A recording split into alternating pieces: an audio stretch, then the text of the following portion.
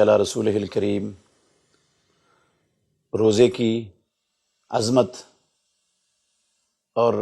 اہمیت کے حوالے سے ایک بات یہ ذہن میں رکھنی چاہیے کہ انسانی جسم میں اللہ رب العالمین نے خواہشات اور شہوات کا ایک سمندر رکھا ہوا ہے۔ جب یہ خواہشات اور شہوات سرکشی کی راہ اختیار کر جاتی ہیں تو پھر انسان کی دنیا بھی برباد ہو جاتی ہے اور انسان کی عقبہ بھی برباد ہو جاتی ہے۔ اور انسان کی خواہشات کو سرکشی سے روکنے کے لیے، کنٹرول کرنے کے لیے اسلام میں روزے کی بہت بڑی اہمیت ہے، بہت بڑی چیز ہے یہ روزہ ایسے لوگوں کے لیے جو خواہشات کی رو میں بہہ جاتے ہیں۔ رسول مکرم صلی اللہ علیہ وسلم کے فرمان پر آپ غور کریں گے تو یہ بات انشاءاللہ اچھی طرح سمجھ آئے گی۔ ایک شخص وہ نکاح کی اس کو شدید ضرورت ہے، نکاح کی استطاعت نہیں رکھتا، اس کو رشتہ نہیں ملتا، کوئی کسی قسم کی رکاوٹ اس کے نکاح کے رستے میں قائم ہے، تو امام الانبیاء محمد الرسول اللہ صلی اللہ علیہ وسلم نے ایسے بندے کو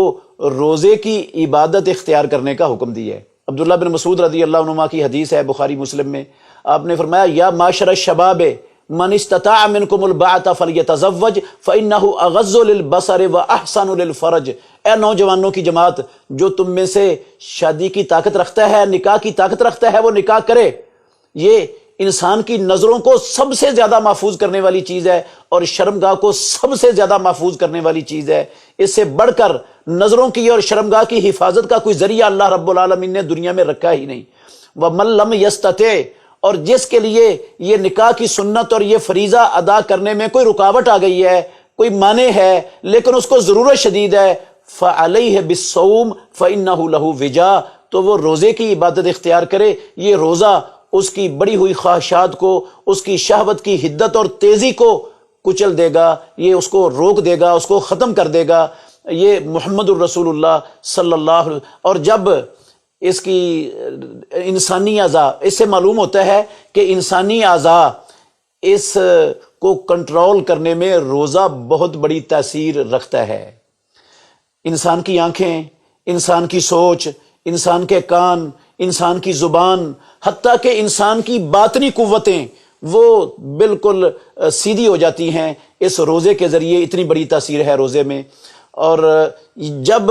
یہ روزہ انسان کی شہوات اور اس کی خواہشات کی تیزی کو روک دیتا ہے تو یہ ایک ڈھال بن جاتا ہے انسان کو برائی کی راہ پر چلنے سے روکنے کے لیے۔ اور ایسے ہی یہ جہنم سے بھی ڈھال ہے، کیونکہ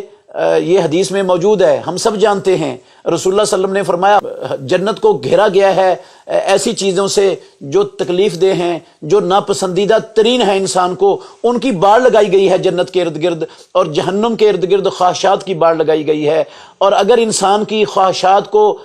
کنٹرول کرنے والی چیز انسان کے پاس ہو تو خواہشات پر کنٹرول ہو جائے گا اور انسان جنت کے اندر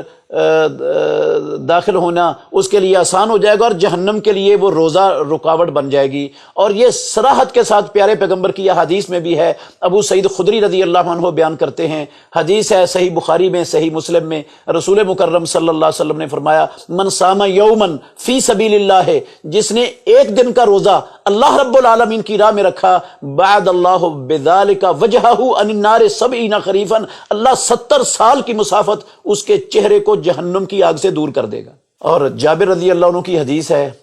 مسند امام احمد میں، کئی جگہ پر ہے مسند احمد میں، صحیح سند ہے اس کی، کہتے ہیں رسول اللہ صلی اللہ علیہ وسلم نے فرمایا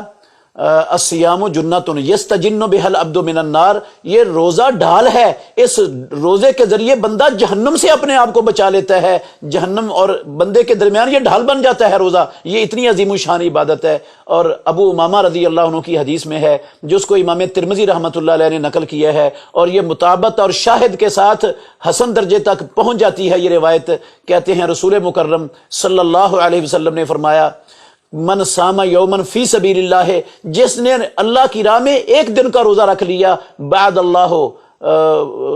اللہ رب العالمین اس کے بندے کے درمیان جعل اللہ بینہ و بین النار خندقا کما بین السماء والارض، اللہ رب العالمین اس بندے اور جہنم کے درمیان اتنی بڑی خندق بنا دے گا جتنا آسمان اور زمین کا فاصلہ ہے۔